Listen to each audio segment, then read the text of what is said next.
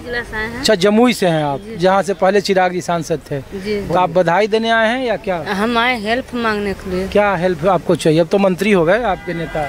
मेरे बच्चे सैनिक सिलेक्शन हुआ। बताइए, घबराइए नहीं, रोइए नहीं, बताइए। सैनिक स्कूल में जी सर, सैनिक स्कूल में पास कर गई है। वहाँ का जो प्रिंसिपल है वो जाति भेदभाव कर रहे हैं। ये पासवान जाति से आते हैं, इसीलिए बच्ची का एडमिशन नहीं हो रहा है। अरे तो पासवान जाति से आते हैं, अब तो पासवान वहाँ सत्ताधारी दल में भैया। तो इसीलिए तो मोदी जी का तीसरा मौका मिला है ना, कि ये बच्ची जो 10-15 दिन से भटक रही है। तो जब बिहार में नीतीश कुमार की सरकार है तब फिर जातीय कौन कर रहा है? ये दिल्ली की बात है। अच्छा, दिल्ली में है ना? कौन से जगह पर है? आए थे, इसका रिजल्ट हुआ है तो काउंसलिंग हुआ तो दिया है पंजाब पटियाला नाभा में दयानंद पब्लिक स्कूल में जी। मेडिकल करवाए हैं, सारा चीज करवा लिए हैं। अब बोला कि एडमिशन करवाने आइए। वहाँ पहुँचे 6 तारीख के, तो बोला हमारे यहाँ सीट नहीं है, हॉस्टल नहीं है, आप चले जाइए दिल्ली सोसाइटी विभाग आए हैं, तो यहाँ कोई सुनने के लिए तैयार नहीं है। बताइए, ये जो लोग कहते हैं कि सबका साथ सबका विकास वाली सरकार है, अभी भी जातीय है, अभी भी बोलते हैं कि गरीब बोल रहे हैं सर, मोदी सरकार बोले हैं कि गरीब लोग का हेल्प करते हैं, तो कहाँ कर रहे हैं? बच्चे लेकर ढनक रहे हैं, दिल्ली में घूर रहे हैं, टहल रहे हैं, अब एडमिशन नहीं हो रहा, कोई सुनने के लिए तैयार नहीं है। चिराग जी से मुलाकात की आपने?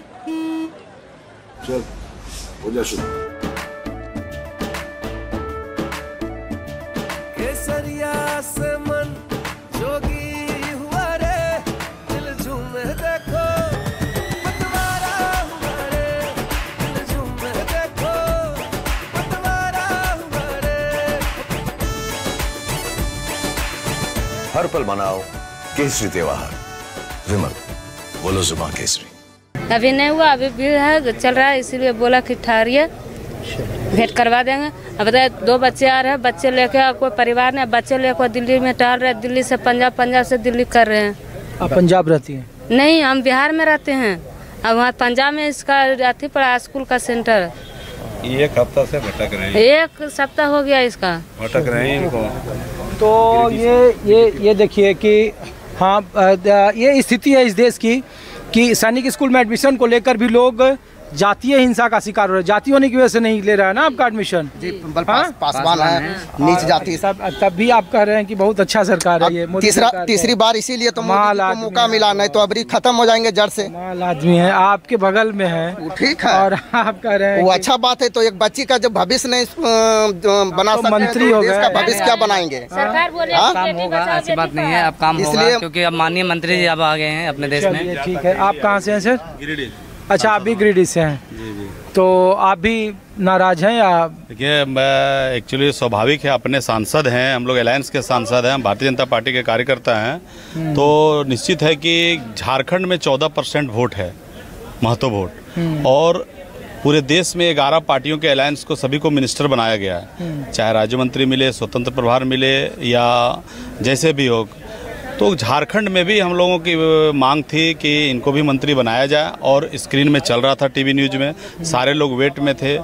अगर नहीं बनाया गया तो इससे हम लोग दुखी हैं ही, और निश्चित है कि हम लोग पार्टी फोरम में भी हम लोग बात कर दिए अपने दल के अनुसार से, तो वहाँ भी उन्होंने कहा कि नहीं, उनको होना चाहिए था, और किस कारण छूट गए इसकी जानकारी नहीं है। हम लोग तो इसलिए पूछ रहे हैं क्योंकि ये छूटने वाला है क्या, कि हम लोग जितने भी अलायंस देख रहे थे, बगल में चिराग जी थे, बीच में चले गए, नीतीश जी थे, बीच में चले गए, आजसू एक ऐसा, जो मेरी जानकारी है कि झारखंड बनने के बाद आपका सबसे टेस्टेड व्यापक असर होगा। 14% वोट भारतीय जनता पार्टी के लिए बहुत जीवनदायक है, और ये गठबंधन हम लोग का करीब 20 साल से गठबंधन है, और जो पिछला बार गठबंधन नहीं हुआ था, जिसका खामियाजा हम लोग भोगना पड़ा, और निश्चित है कि हम मांग करते हैं इनको मंत्री पद दिया जाए।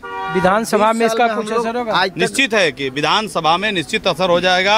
14% कुल महत्व की वोट है, और ग्रास रूट के कार्यकर्ता हैं। एक सांसद गिरिडीह से हम लोग 13 जगह हम लोग को सहयोग किए हैं। निश्चित है कि हम पार्टी के केंद्रीय नेतृत्व से मांग करते हैं कि गिरिडीह के सांसद को भी मंत्री बनाया जाए। ठीक है। और हम लोगों ने 20 साल के गठबंधन के नेतृत्व में हम लोगों ने बीजेपी को 15 राज्यसभा सांसद हम लोगों ने दिया आज तक। और हम लोगों ने 14 लोकसभा में हम लोगों को सिर्फ 1 मिला है और 13 लोकसभा क्षेत्र में हमारे कार्यकर्ताओं ने बीजेपी का समर्थन करके। बीजेपी को आप हो सकता है जरूरत नहीं हो, वहाँ देखिए जयराम महतो खड़ा हो गए हैं, तो लोगों को लगता है आने वाला दिन ये 14% जो वहाँ की कुर्मी है ये सबक सिखाने का काम करेगी भाजपा को। ठीक है।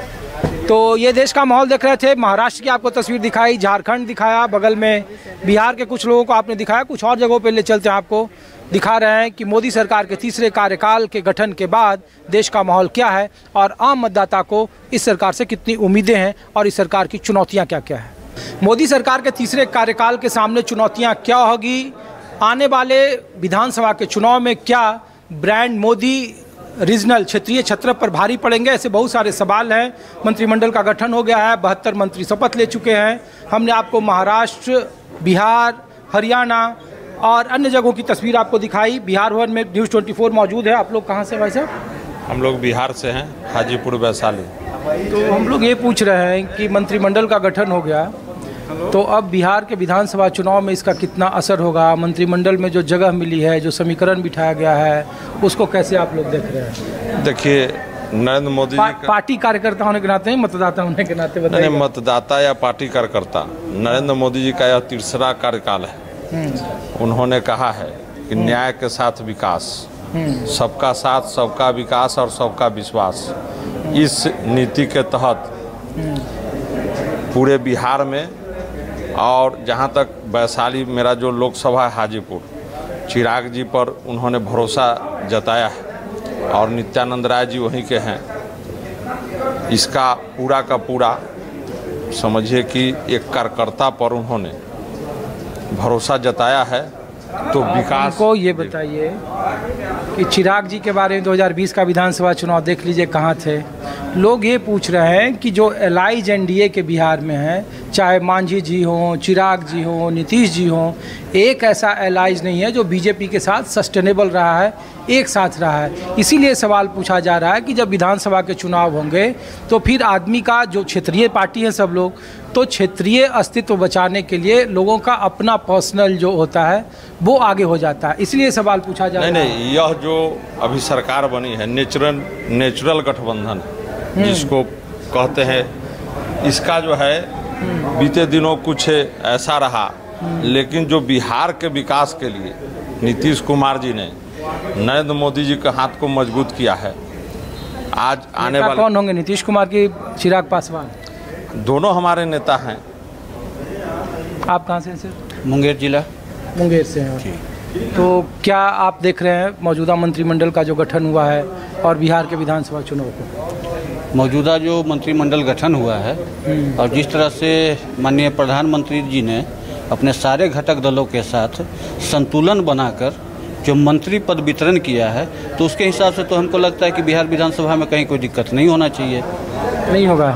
अरे लोग तो यही कह रहे हैं कि यही मुंगेर के सांसद लोकसभा में किस तरह से गरज रहे थे, और लोग सबसे ज़्यादा पूछ रहे हैं जेडीयू को लेकर, नीतीश कुमार को लेकर, कि उनके बैसाखी पर कहा जा रहा है कि टीडीपी और जेडीयू के सहारे चल रही है। तो भरोसा नहीं ना कि विधानसभा में अभी से जब नतीजे जिस दिन आए, गठन नहीं हुआ मंत्रिमंडल का, तभी वहाँ बयान आया कि नीतीश कुमार के नेतृत्व में चुनाव होगा। इसीलिए लोग कार्यकर्ताओं को तो पूछेंगे ना, नीचे वाले मतदाता, कि बताइए। देखिए, पूछना तो भरोसा तो करना ही पड़ेगा ना। भरोसा नहीं कीजिएगा ना, उम्मीद पर कायम है दुनिया चलती है, तो भरोसा नहीं कीजिएगा तो देश कैसे चलेगा? देखिए, एनडीए जनता को चाहिए विकास। जनता ने विधानसभा में 2020 में एनडीए को ही बहुमत दिया था, अभी जो है 24 में भी एनडीए को दिया है। इसलिए किंतु परंतु कोई कंफ्यूजन नहीं है। जिनको यह लगता है नीतीश जी नहीं उनको, इस बार नीतीश जी ऐसा काम नहीं कर सकते। नीतीश जी बार कह चुके हैं, बार कह चुके हैं, खुला मन। जितना ज़्यादा कहते हैं उतना ही ज़्यादा बदलते हैं भैया। नहीं, अब नहीं बदलेंगे।